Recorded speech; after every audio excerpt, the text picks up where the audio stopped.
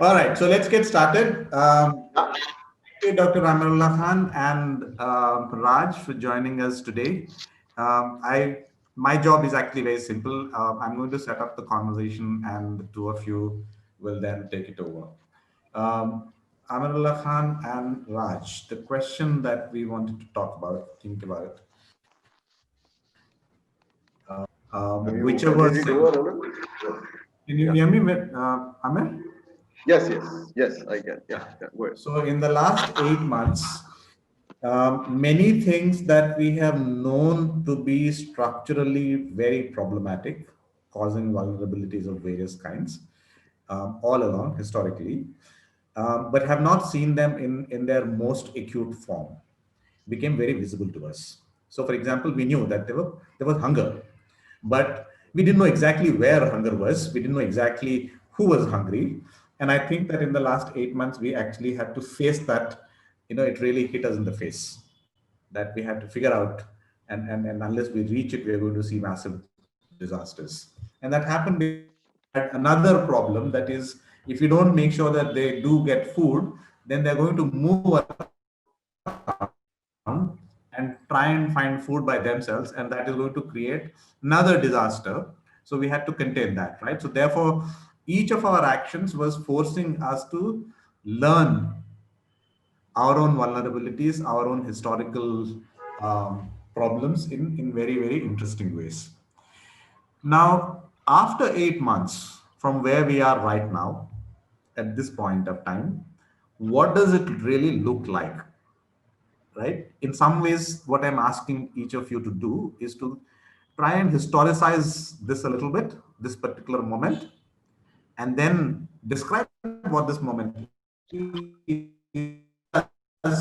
where we're likely to go if we don't do anything, right? So there is always the free fall. We are of course going to fall somewhere or the other, but if we can then make an intervention, that free fall can be arrested, right? So what is it, that one thing that we need to do to be able to arrest where we are headed by our own fate? Right? I'm putting this in a very, very abstract sense, but very concrete sense also. Raj, you've been working in the space of CSR, space of supporting and nurturing a lot of startups over the last many years, trying to think about what to do with the urban economy and so on and so forth. In the last 8 months, you were forced into figuring out how to make a lot of stitching and patchwork and cross stitching work to make connections happen, right? So you know that 500 people have to be moved. So where are you going to get the money from? Where are you going to get the buses from? Where are you going to get the permissions from? You need to figure that out, right? You know that 5,000 students need phones.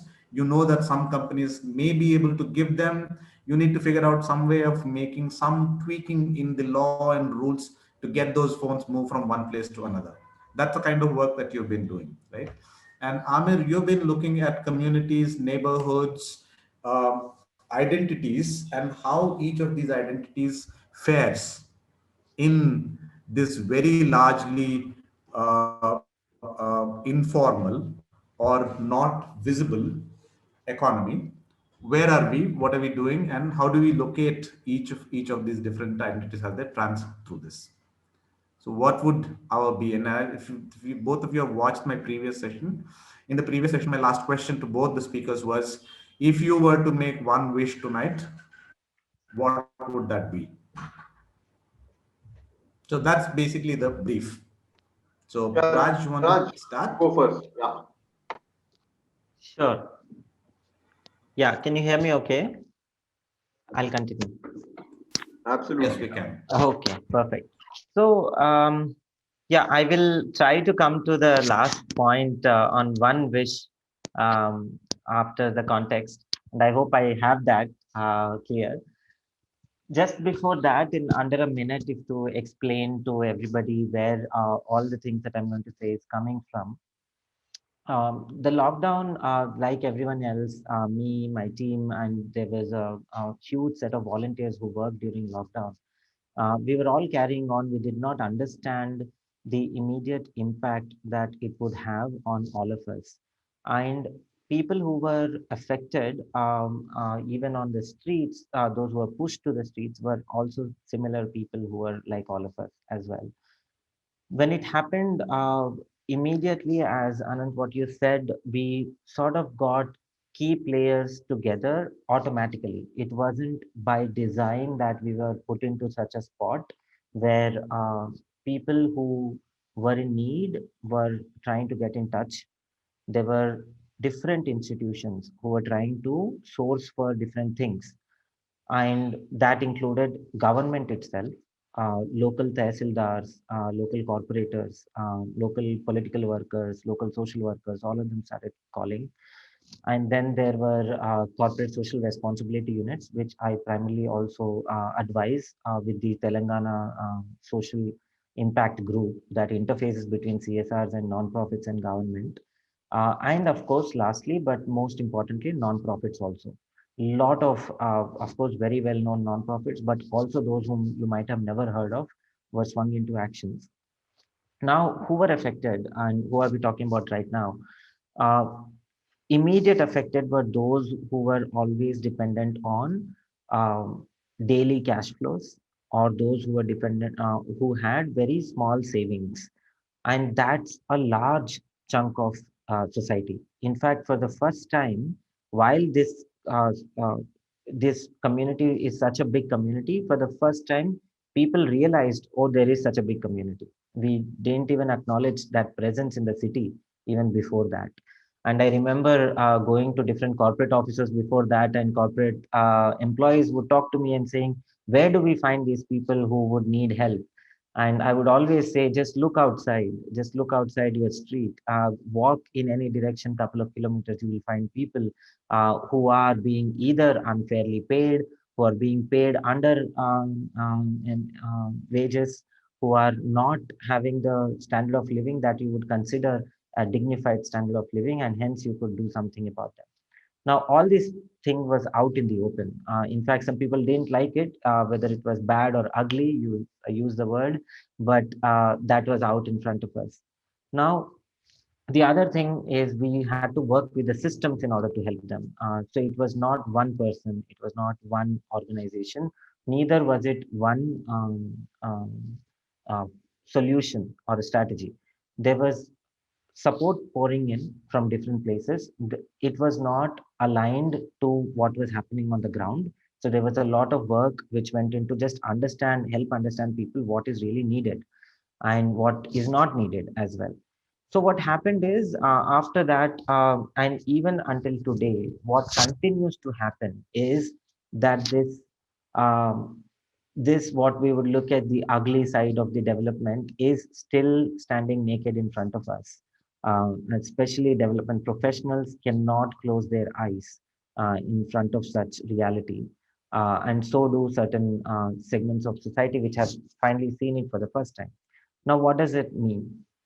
A lot of daily workers, lot of self-employed people, a lot of people who have very meager cash flows, even today continue to struggle uh, to meet their days. Now, how is that happening? A lot of people think, well, the lockdown is over, so jobs are back and the markets are functioning, so everything should be fine. That's not still the case. A lot of people are either underpaid or are making very less money that they used to make before COVID-19 happened. And that I'm talking about cash flows. So a lot of people are still struggling with cash flows. There is still, and in fact, as a reminder of where we are, Hyderabad floods also happened after lockdown. So again, the same story, again, the same things happen where we had to focus and go back to the basics. We still know that there are a lot of families, households, which do not have the basics in food, in meeting their expenses towards education, travel, clothing, and shelter.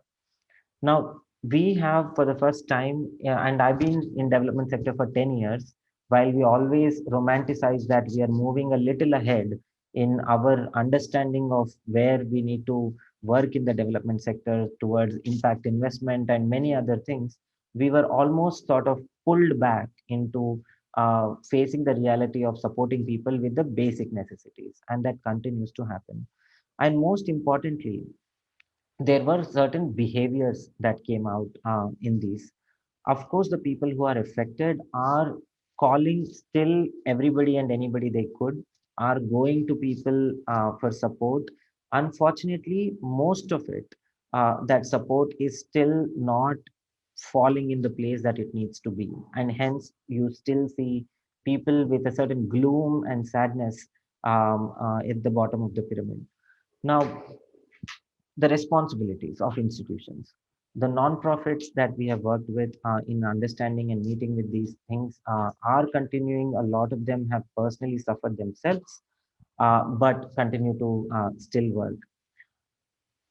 One very important behavior that we have seen when we look at the reflection of these changes is suddenly all the politicians have become philanthropists, and them donating money or them they are no longer, it feels like we have moved away from the concept of demanding services from public servant to expecting charity from public servants. And that is where the people have also accepted the fact that okay, we are going to get charity.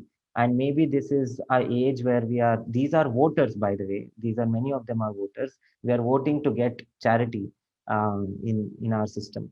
Now, all of this, and most of this I spoke about is these daily wage workers who would eat at the company operated messes, the contractors operated messes, or they would be given certain rations, and they would basically live month on month, week on week, or day to day.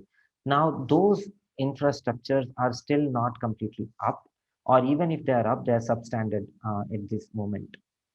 Now that really hurts the standard of living, and in fact, I, in another sense, to look at it, might even question in the minds of these people whether working in the urban areas is still something to look forward to for their offsprings.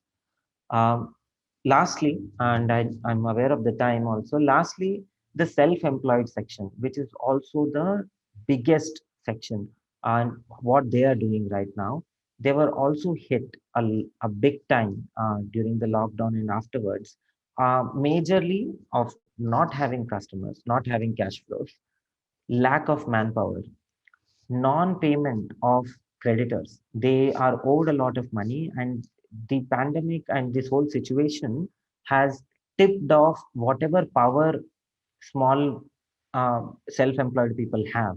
So that is completely gone. That power has not come back yet. Maybe I have food and shelter, but I still don't have the power I used to have if I want to negotiate with my employer or I want to run a small business. There is mounting finance costs with the debts that I have taken. The taxes have not been relaxed. Overall, what is hurting is still, I would come back, it's very simple, but still the cash. Cash is still hurting right now. So, if you ask me, one thing that I can wish for is two kinds of cash. One is almost a demand of reparations, demand of reparation due to lockdown. I have, as a daily wage worker or as a self-employed person, have lost my livelihood, I've lost my income. And because I know there is a pandemic, but what has happened is I would still blame it on the way we handled it. So I know that there is, now we know there is even funding available among the government funds like PM CARES. I would want that money to come back in terms of reparation to the damage that happened to me, because I'm a small entity compared to a larger systems. The second thing is actually the promised subsidy or promised top up to recover. So there are two stages. One is I want to fix my losses. Second, I want to recover and face the world more braver. So need that support. So it boils down to either unrestricted cash or financial support in these two terms. And there are many more things to it that I will talk later, but this would be my first and most important wish to start with, that we give out and we put more cash in the system uh, to even go back to where we started before the lockdown happened. Yes, Anand. Yeah. Thanks, Raj. Yes, Amal. Yeah. Thanks, Raj. That was really a wide sweep of the issues, and you really put the finger on the pulse when you talk about the need for cash and the need for stimulus. Yeah, I'm wondering what is it that I talk about that all of you on this conversation don't already know. There is like so much of information on the pandemic, on what's happened. So let me start off by saying, by giving you the bad news. You had bad news through the year, so here is more bad news. The bad news is that we are looking at a tanking economy. The economy is being sliding down like never before, and it is going to go further. And if we are looking at a contraction of about 13%, which seems to be the unanimous decision for this year, it is not that 2021-22 is going to get us back with a bang. So we are looking at a longish time period of contracting or a stagnant economy. So that's point number one, and I will tell you why I'm sounding so somber about that issue. People will wonder, so what? But it's a serious issue, and I'll come back to that in a bit. The second is that the pandemic isn't over. And if the Telanganites think that the numbers are down and therefore their guard should be down and that it's all in the past, then sorry, there is nothing like that. We are still floundering. We are, in terms of technology and science, we are back to where we were last year. There is the truth is that every single hypothesis that was made about the disease over the last 12 months has turned out to be invalidated. We said with great confidence, and I include myself there, we said with great confidence that this is over by June. Then we, sheepishly changed it to September. We said that, some of us, and there I wasn't involved, some of us said that come summer and the virus is gone. Our prime minister or तब someone, तक सुधर गया, तब तक आप सुधर गए. yes, Sudhar Gai, exactly. And then we said that, there's a vaccine that will be released on the 15th of August. I mean, 15th of August, right? So we said that 21 days, remember the famous statement by the Prime Minister, 21-day Mahabharata. Vinod Paul said 16th May and we are done with the disease.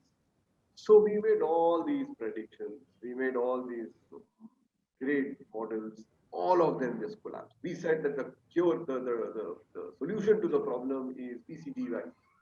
Now we don't even talk about it. And those who said that have disappeared somewhere.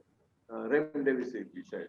Uh, Trump and President Trump and Prime Minister Modi had a spat over chloroquine imports and exports. They actually came to war on that and then realized that quinine has nothing to do with COVID. So you see, every single hypothesis, even the most robust, the most well studied and well documented hypothesis that banging empty vessels will make corona go away, that also didn't help. so uh, so where are we on that? On that, the simple issue is that we are where we were. We don't know. So that is the situation. Now let me come back to the economy itself and Raj's points that he made. So on the economy, what we have seen over the last 6 months is 2 quarters of continuous contraction. Now, any economist in the world, especially those of us who teach economics, uh, can simply not explain this phenomenon because we've never seen it ever. We have not seen our economy certainly contract ever. And this time, we know how to explain what happens when growth rates come down, as they did. Growth rates have been coming down steadily for the last 3 years. And that's one more thing that I want to underline, that the growth rate coming down or the economy shrinking is not a corona issue. It is an issue that precedes corona. So from 2017, after the famous demonetization, the economy started going down from 7% to 6% to 5%, the lowest growth rate in 15 years. So we were already staring at the barrel of a gun in December 2019. What Corona did was that it made that plus 5.5% into minus 5.5% and further down. Now, what does it mean? It means that, and this is important for everybody who works in the development sector, that a lowering growth rate or a slowing growth rate, the reason most of us get very upset at growth rates that are anything below 9% is because for every drop, every 1% drop in growth rate, we see a 0.5% drop in the number of jobs. Now, you saw that last year, all of you, that in December 2019, we had record unemployment, a kind of unemployment we had never seen before. It is on top of that we get Corona. So, our tragedies don't begin with Corona. For the rest of the world, the recession was a Corona impact. But for us, it was demonetization, GST, all of that, and Corona. So if there hadn't been any Corona, we would have still seen this slide. But what it did was that it really impacted every sector. So the jobs just disappeared. And therefore, to get back to any kind of correction is going to take ever so long. If we think that or if the finance minister says that by March we are going to bounce back and she sees some green shoots somewhere, I don't know where they are coming from, because there is nothing like this that we have seen in history. Okay, now uh, turn to the other development issue, and the serious development impact that we are seeing is on hunger. Uh, on hunger, the news is grim and gets really tragic. Last year, 100 million of us were sleeping hungry. Right? If all of you should go and read up that global hunger index that came up recently. What does it say? Roughly that 100 million Indians sleep hungry in non-corona times. So when we were staking our claim to be the fastest growing economy in the world and the sixth biggest GDP, we were actually forcing 100 million people to go hungry every day. What Corona did was that it doubled that figure. But today we have 200 million people who sleep hungry. Hunger is, and I need not say this, is a serious issue. It's particularly serious for those 22 million pregnant women of whom at least 12 million go hungry. The women go hungry, so they just when they need the highest amount of nutrition, they go hungry, and just when that child needs a mother who should be well fed, the mother is not well fed. So the long-term impact is significant. The last point that I want to make here is that this was a time when we needed to be extremely sympathetic and do everything we could to help these poor, miserable lot that were suffering from Corona. What do we do instead? Instead, what we do is that we say that we are going to reduce corporate tax. We are going to, the first unlockdown attempt or step that we take is that there are lots of these hungry women, there are so many kids not going to school, there are so many people out of jobs, there are millions of migrants walking back home, and we come up with a brilliant solution, which is let us open liquor vents. That was our first on lockdown step, right? That is what we do. And then what did we do? Then we said, here is the right time to amend labor law. This is when we will make all labor contractual. This is when we will give 12-hour work shifts. This is when we will ensure that fixed term employment can be given to people. That you come and ask me for a job and I say, okay, here, 5 years. It's like, those prenuptial agreements. 5 years and you're out. That is when we decide to bring in the most stringent labor law reform that we hadn't done in the last 70 years. And when we've done all this, then we come up with the farm sector amendment. We say that now that we are done all this, we will take the one sector that seems to have done well during the pandemic, which is, thanks to the rains this year. And we say, okay, that is the sector that we will now attack. And overnight, we dismiss all the farm sector legislation. We have and bring in this new version, which, there is a lot of debate, and that's a separate story onto what that farm sector reform means. But this is the time we choose to do these actions that have, to the best of my knowledge, absolutely nothing to do with Corona. So, what do I wish for, Anand? What I wish for is that there were no vaccines.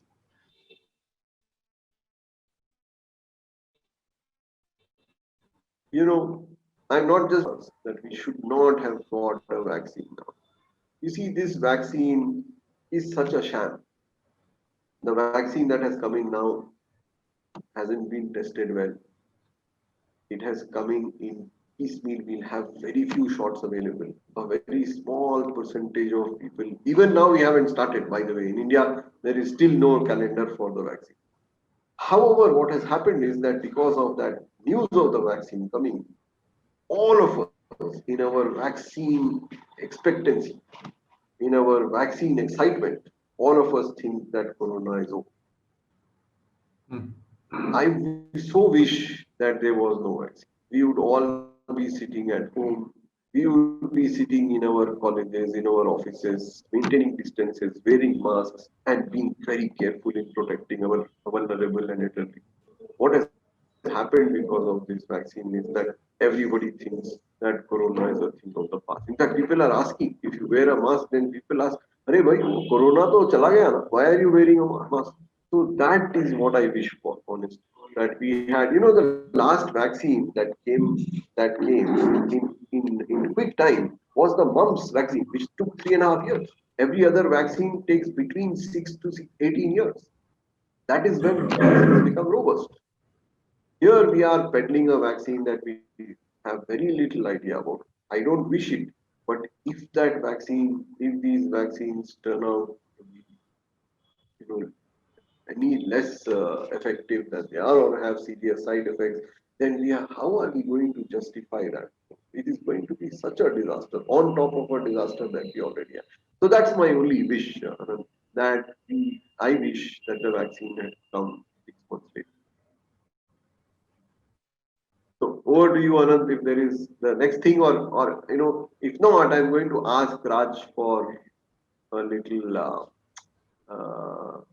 for something that I wanted to ask him about. You should ask, but I just wanted to point out, Amir, that you said that you have first the bad news, and then you said, okay, here is the bad news, and here is the bad news, and here is the bad news. I'm still waiting for that one good news. Okay, thanks, Anand. I forgot. In all my despondence, I forgot. Well, there is, to me, No, I the totally best understand, news. but I did think that it's really important just to remind ourselves, right? Super, super. So Raj, I'll hang on to my question for a bit, but the good news, Anand, and this I say with some trepidation.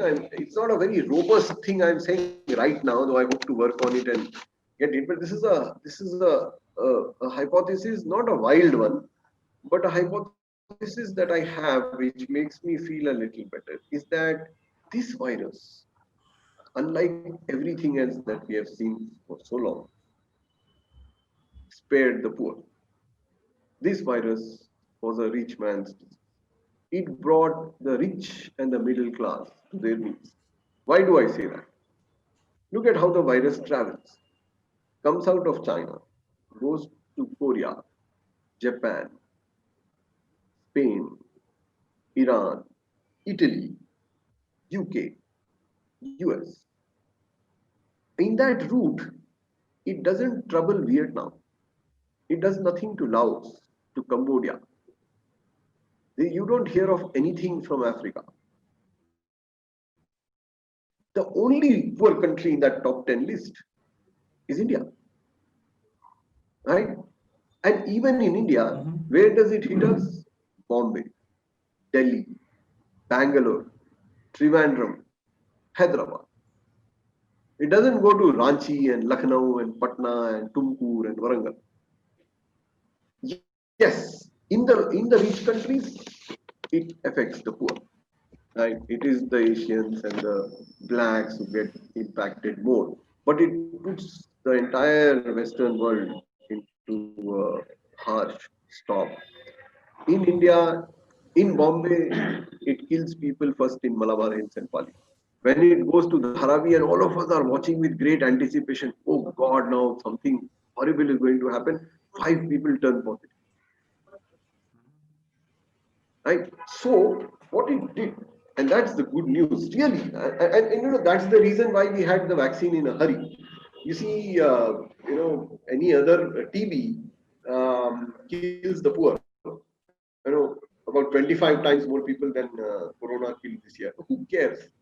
We don't spend any money on building a vaccine for TB. We don't have daily announcements coming in from the world's biggest stock exchanges saying vaccine is ready. We don't have Pfizer going up from 30 billion to 61 billion in a day because it has got trial one done. Here it hit us, and therefore we put everything we have. We forgot about everything else, and we put all our might into building a vaccine, which is what, Anand, is the good news, because what it does is that in the second phase, it would have gone to our villages and slums, by which time we will have a robust vaccine. Can you imagine? We have 1.5 lakh deaths right now. If it had started from the poor, we would have been looking at 15 million. So that's the good news. I mean, if you call it good news. No, it's a good news in the sense that there is a lesson here, that there is something about the way in which it is done that is important for us to pick up on. I just noticed that Partha is Partha is also joining us. Yeah. So Okay, so you can ask. He's in. Half an hour. Partha, you are fully in. Raj, both the things that you do are very dear to my heart, and one is this. One is your knowledge of and your sensibilities towards the entire issue of CSR, and the other is the constitutional issue. Let me first touch the CSR. Um, Raj, what do you think is is happening to the CSR world now? See, the first problem, I'll tell you what my reading of the CSR was. When the CSR clause was put into the Companies Act, some of us, including me, were very upset because we said that this 2% mandatory CSR doesn't make sense. It just increases a company's taxation. And therefore, what will happen is that you will just think of that 2% as an additional tax and spend exactly that much and not a pie more, which is seems to have happened. In fact, people didn't spend 2%. But the more difficult aspect about the CSR was that when CSR got taken over by the government, the Rajasthan government during Scindia's time, Vijay Raje Scindia, actually had a CSR secretary. I mean, whatever that meant. And then soon came PM Cares, which just took care of everything that is CSR. So, do you see any value? CSR for people like us in the development sector now doesn't exist, because when we go and approach people, they say, sorry, given money to either the toilets or to the statue or now to the PM Cares. So, do you see any development impact of CSR in the long run, especially given all the tightening that is happening to civil society because of, by way of all these audits and shutting down and so on? So that's my first question, because that has an impact on healthcare. Got it. Yes, Raj. Yeah. So I would Raj, come just from one the, second. yeah. Now, just saying that respond briefly, because we have to close at 4:10 or so. We have about 15-20 minutes. But I also think that Partha is here and he does want to say something. So Sure. Respond quickly and then we can. Yeah, absolutely. So very quickly, I would say that during lockdown, we ourselves, being a very just a 4 people team, 3-4 people team with a lot of volunteer force, have overseen the exchange of almost 12 crores worth of relief just in Hyderabad from CSR. We have personally seen the auditing of every rupee of these 12 crores that did come through. Now, whether CSR or not, certain relationships and networks that the CSR did create were useful. What it takes, as you know, for development professionals, sometimes it takes 6 months to 8 months to write a proposal and get the fund in the bank, happened overnight as well. And that cash was extremely useful. That was good, and that would be more good if the CSRs continue to press for more immediate relief works and faster decision making and focusing on the priority areas of aid. Having said that, and I would conclude with that, is at the policy level, we still see more challenges. Future is not easy for CSR. A lot of people enthusiastically want to be CSR professionals, but what they end up doing is paperwork and a lot of admin work, and not really understand what is happening in their own companies. The reason being, if you divide CSR, the multinationals are simply following the multinational agendas of CSR. The biggest contribution of CSR, almost half, more than half of it comes from public sector units, and then Reliance itself, which is the highest, and they all have single point agendas, and they do that, and most of it goes to government as well, you said. And lastly, whatever the money is in comparison to the aid that is required is actually quite small to expect it to make any big difference at a national level of all the other CSR put together. Now that is an issue. In fact, one of the most irritating thing is to listen to the suggestion by certain chambers of commerce saying that even the vaccinations should be deployed based on CSR money. That will not go down right. And I would say that the future is not just confusing for CSR overall, it is challenging to do the work that is coming from their heart and is falling on the priority areas of development. Yeah, that's it, Anand. Over to you. Thank you. Partha, do you want to come in now? Sure. No, just to push the conversation a bit further on both sides, because I really sort of think there's so much substance to this that I don't really have much to contribute. So for Amir,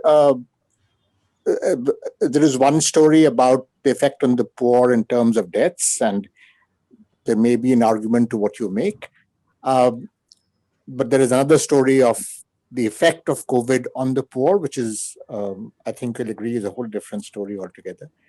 But more importantly, especially in the context of vaccination, given what you just said, do you think it's sensible for the government then to focus on the big cities, the urban centers, as it rolls out the vaccination? And do you think that is going to be politically feasible, or is it going to be politically difficult to sell, given what would it be seen as only the privileged are getting the vaccine and the rural areas are being neglected? What is your take on that? And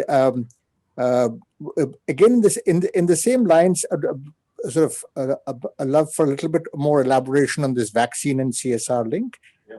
Also, to think a little bit about the notion of charity itself, and whether, as a result of this particular pandemic, have we generated something of a slightly wider giving culture than perhaps was there earlier? Are there more individuals who are now willing to think about charity as opposed to just the corporates, which is what the CSR story is about? And is there any, you mentioned raising those resources. How much of that resource came from individual donations, and how that sort of, and do you see that as a positive trend, since Anand keeps insisting on wanting positive stories from this discussion? Thank you.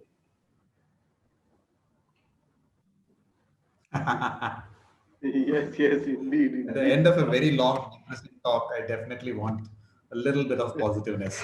Yeah, But yeah. Amir and Raj, you have 2.5 minutes each to respond. So, yeah, Partho, the quick answer, of course, the impact on the poor has been huge. The only point I wanted to make was that we were already impoverishing the poor tremendously pre-COVID, and whether COVID or not, the poor would have had a significant impact of the slowdown because of increasing hunger and increasing joblessness. This has just made the pace so much more unmanageable. So, absolutely spot on. They haven't died. They've usually been asymptomatic even when they had the infection because they are younger and so on. On the second and your more very critical question is on how do we schedule our vaccinations. I think there we have made a tremendous mistake. Vaccine schedules have to be made purely on evidence and purely on epidemiology. And that is where we will make a mistake if we start looking at political constituencies. And that is our biggest gap. You see, one thing that we have lamented for the last 6 months is why on earth did we stop tracking and tracing? We just stopped it. We brought in a app called Arogya Setu, which nobody knows where it came from and what data does it have. Now we have nothing that tells us how the disease is traveling, where it is going to. If we had continued our tracking and tracing, and you can see what happened to countries like South Korea, etc., which were able to catch this very effectively, given the vast technology and bandwidth we have, we should have just tracked, traced everybody, so we would know exactly what route the disease is taking and vaccinate there. Now we are all at sea. So if we now vaccinate only the cities, which some of us are suggesting despite everything, because the prevalence is so much higher, we are saying that vaccinate the cities, insulate the villages, which is again something we should have done instead of this lockdown. We should have just ensured that people like us who carry the virus don't go to places where it doesn't have virus, but we did not do that. So to your quick answer to your question is that I think given the absence of the data, we will have to make this tough choice of ensuring that urban centers, particularly crowded urban slums, and people with comorbidities and those on the front line, the health workers, ASHA workers, etc., get vaccinated first. If it carries a political cost, somebody has to pay. Raj. Got it. So I have three quick things to say, and the most important one, and this is something we've been screaming on the top of our head ever since the first news about corona came, is we need permanent emergency operation centers. We need a proper command and control centers at a very hyper local level to the top levels, where the decisions are transparent, but their people are empowered to take decisions. And even now, we are still in the middle of the pandemic. We still need emergency operation centers, which should comprise experts who would support in planning of distribution of vaccination, but also experts who would advise on economic recovery, including non-profits and CSR professionals. Now, that is what is needed in order to address the questions about distributions and all of that. In fact, there was one contrary point of view of distribution of vaccination itself that we realized on the ground. Just like we created containment zones during the lockdown, we should create safe zones. We should identify, of course, vulnerable professions and age-wise distribution matters, but also maybe perhaps there are still these paradises, safe zones in India, the pockets that we can create where the virus has not been prevalent that much and can be contained very easily. So let us save some places and then move to others. So there is no one answer. There is a mix of strategies. But what I'm trying to say is vaccine distribution cannot be a policy like, even if it is like good policies like Narega also, it needs to be more hyper local. Even then, even though it's a good noble thing to do, it needs to be much more hyper local, and we have the capacity to do it. We have institutional structures to do that as well. We just need to empower EOCs at all level. Last point on the question about are we more charitable now? In fact, I would disagree. The pandemic has not in my opinion, seen more donations coming in, more charitable happening. It has shifted the charity that was going somewhere else, partly. And also, if you remember, one thing that we were also, in fact, we were making a joke about in our office is a lot of staff of big temples was also asking for more aggressively asking charity and all. We've always been charitable in this country. We've always individually been doing our own CSRs or whatever you call it in the temples, in the places of worships and religion. And that has continues to happen. Now you see the anxiety of people to go back to temple to put money in the hundi, but because the temples were closed as well, there were that kind of money also that we've seen shifting. And just a specific answer to the question that whether all the money that we saw exchange in this city itself came from individuals. No, all of that money that I said came from institutions alone. The individual money was also there. A lot of crowdfunding campaigns were raised and which went. I don't have the count of that, but in my in opinion and experiences, this has not drastically or significantly increased or made us more charitable. I wouldn't think that. If that was the case, then we would have the same trend to continue even now, which is not true. It's just shifted certain priorities to certain institutions, and that's the result we have seen. Raj, So, interestingly, and Partho, interestingly, what we saw was that I completely agree with Raj. Nobody seems, I mean, not too much seems to have happened with COVID in affecting people to donate. But when the floods happened, that's when people just opened up their purses. At least, for some of us who did some fundraising, it was the Hyderabad floods where we saw people just really rushing in with money, and they did not with COVID. The one little point, Anand, sorry for taking another 20 seconds, is that Partho, in the vaccine story, my big worry right now is that okay, we'll form some schedule and do it, and now the government has enough political capital to do whatever they want to and get away with it. But my worry is that we still don't know who will pay for it. I think it is really strange that we are being stingy at this time and not saying that we will vaccinate everybody at public cost. It's going to cost a lakh or 2 lakh crore. I mean, the estimates are about 2 lakh crores in the worst case. Now, if we cannot spend that much, 8% of our GDP on something that is the most ruinous thing ever in recent history, then what else are we going to spend it on? And if we are going to, squabble over this, that state government will pay, private sector will pay, price caps, all of that, then it is really bad. Sorry, Anand. I know that we are way past our time. Anand, you frozen.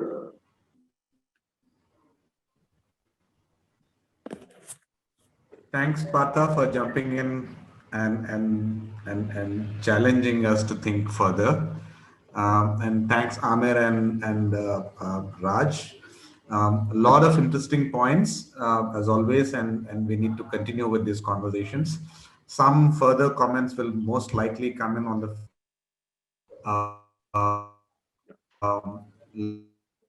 live of this You're itself. breaking up, Anand. And We we will can't continue hear this you. conversation. Can you hear me now? Thank you. Yes. Yeah, no, I think that, yeah, I was saying that there may be some further questions coming in on Facebook Live, and we will forward them to you. And Yeah. mm,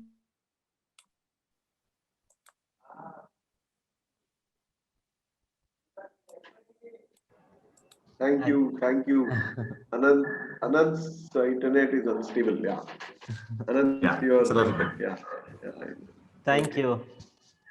Looking Thanks forward. very much. Thanks, Partho. Great to see you again. Thank you, sir. Thank you, everyone. Thank you.